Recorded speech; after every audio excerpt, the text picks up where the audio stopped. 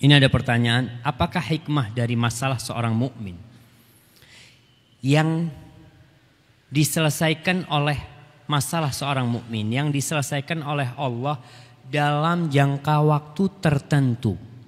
Sedangkan Allah berkuasa menyelesaikan secepatnya. Kun fayakun. Para jamaah,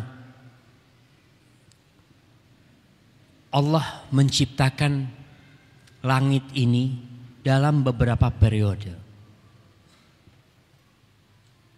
Dan Allah Jalla Jalaluh ketika memberikan cobaan kepada hambanya, petaka kepada hambanya, terkadang petaka itu sebenarnya untuk kebaikan hambanya.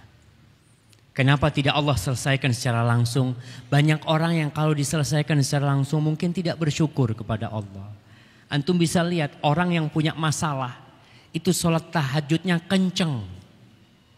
Sebelum azan udah di masjid. Ketika punya utang, Masya Allah.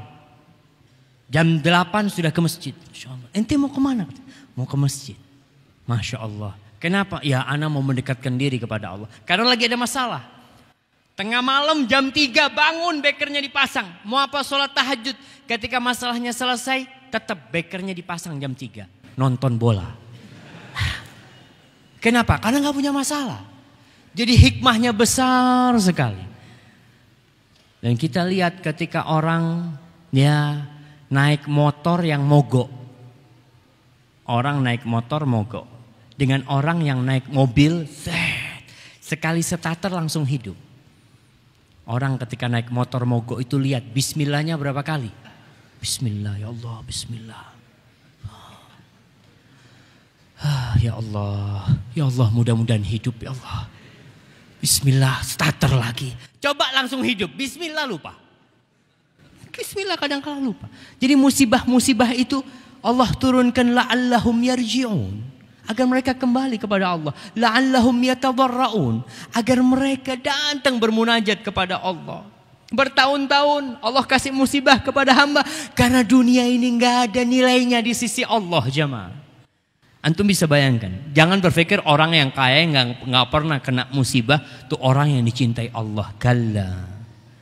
Allah menceritakan. Fa'ammal insanu إذا ما ابتلاه ربه فأكرمه ونعمه فيقول ربي أكرمن. Ada orang-orang yang kau diluaskan rizkinya kepada dia, diberi kehormatan dalam kehidupan ini, dia mengatakan Rabbi akraman, Robku memuliakan aku. Wa amma idza mabtalahu faqadara alaihi rizqahu fayaqulu Rabbi ahanan. Tapi kalau rizkinya disempitkan, susah, kena masalah ini itu, dia mengatakan Allah menghinakan aku. Kalla, bukan seperti itu ukurannya. Enggak. Innallaha yu'ti dunya man yuhib wa man lam yuhib. Dunia ini Allah bagi kepada semuanya. Orang kafir Allah kasih dunia. Orang mukmin Allah kasih dunia. Enggak ada nilainya di sisi Allah. Maka kalau antum kena masalah, kenapa kok ditunda? Mungkin antum kurang kenceng doanya. Coba kencengin doanya. Datang terus kepada Allah. Antum tahu dengan Nabi Yakub alaihissalam. Berapa lama beliau berdoa kepada Allah supaya Nabi Yusuf balik ke rumahnya. Yakin beliau bakal datang nih Nabi Yusuf. Sebagian riwayat mengatakan arba'ina sana, 40 tahun jamaah. Doa terus, menangis sampai buta tidak bisa melihat.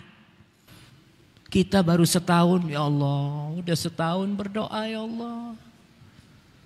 2 tahun yang gak punya anak. Antum tahu Nabi Ibrahim. Nabi Ibrahim. Berapa tahun berdoa minta anak. Rabbi habli minas salihin. Ya Allah berikan kepada aku keturunan-keturunan yang soleh. Sampai ubannya memenuhi rambutnya. Sampai tua renta.